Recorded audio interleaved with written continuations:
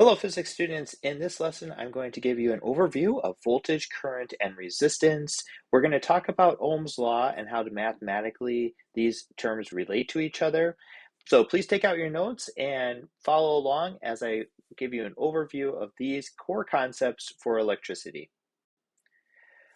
All right, well, if I'm going to ask you to do something simple with electricity, like maybe light up a light bulb that's connected to a battery, we need to understand some terms that allow this to happen. And it's really an interplay between the voltage from the battery, the resistance in the light bulb, and how much current is going to travel through the wires from the battery through the light bulb and back again.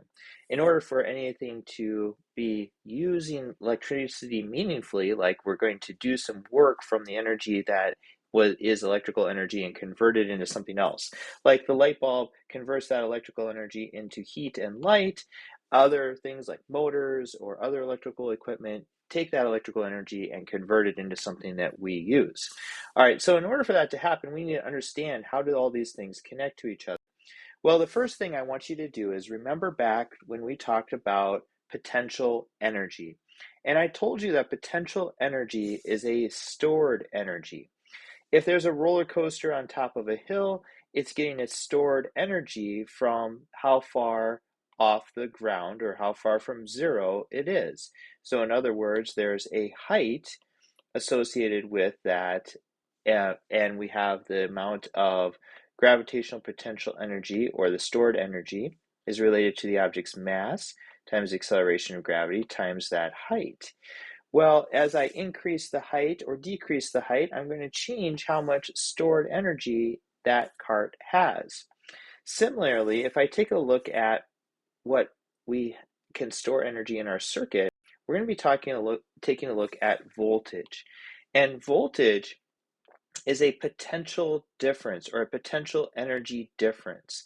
You can think of that as this analogy between two different waterfalls. One might have a lower height and one might have a much steeper fall or a much greater height from the top of the waterfall to the bottom. You can know intuitively that the one with the greater fall for the water is the water at the bottom of this will have a greater amount of energy. Similarly, if we take a look at circuits, this symbol here is talking about a voltage source in our circuit. Now, we don't draw, like I have here, a bigger waterfall with a greater height to indicate a greater difference in potential energy, but we will label these in our circuits.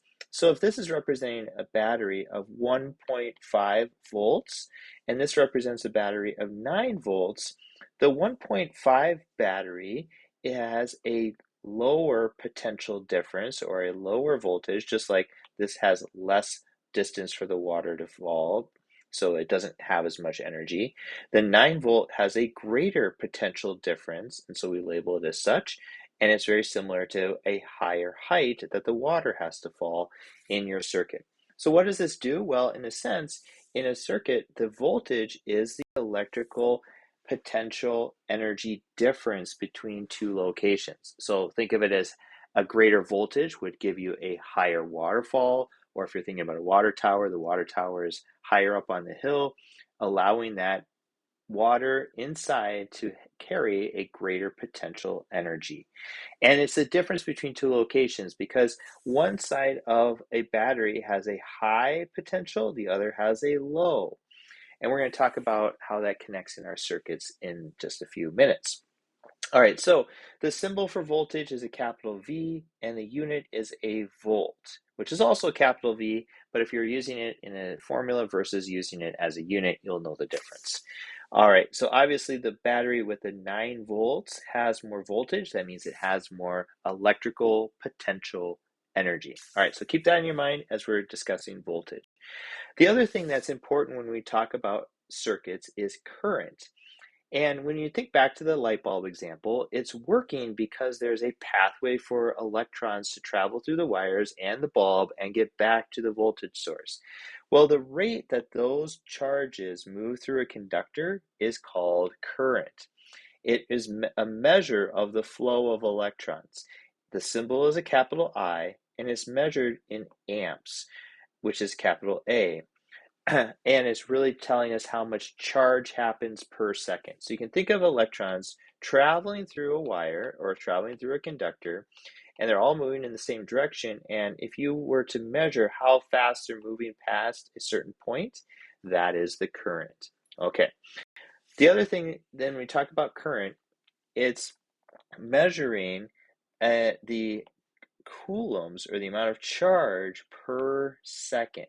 So 1 amp is 1 coulomb per second. And we can use that to help us identify different things in problems. So, for example, if we wanted to know how many electrons flow past a given point every second when the current is 3 amps, recall that an amp is a coulomb per second. And 1 coulomb is 6.25 times 10 to the 18th electrons. So simply multiplying this number times 3 will give you 1.8 times 10 to the 19th electrons per second, because each amp is 3, in this case, 3 coulombs per second. Each amp is 1 coulomb per second of electrons. All right, there you go. So why do we focus on the electrons? Well, the electrons are outside and they are more free to travel between atoms. Remember, a nucleus of an atom consists of protons and neutrons, and they're tightly bound to each other. There are strong and weak nuclear forces that hold those in place. Electrons, however, don't have quite the same attraction, and so they're able to travel between atoms, all right? And that is what we call current. It's that flow of electrons. Resistance is the last important part of any circuit, and the resistance is the difficulty for electrons to flow, and it's kind of a gatekeeper. It checks the flow of those electrons, and the symbol is R. We measure it with ohms. If you've ever shopped for speakers or maybe some electrical equipment, you might have noticed that their ohm is a measurement that they often use, and it talks about how much resistance that electrical equipment has. So if you were to take a look at two different ways of transporting fluid, like maybe this pipeline or maybe this hose, the one that has the greater resistance will prevent that flow from happening. So in this case, the garden hose does. This allows lots of fluid to flow past it, and it would have a very low resistance. Last thing, conductors and insulators. Insulators and conductors are characterized by the way their atoms can transfer electrons. Conductors have a low resistance, allowing more electrons to freely move in that material. Insulators, like rubber, have a more of a resistance because they're preventing the flow of the electrons more so.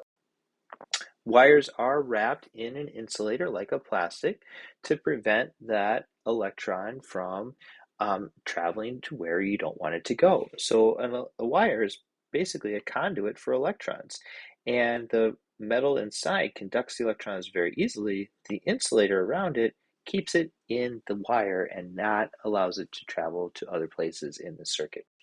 All right, so just a quick review.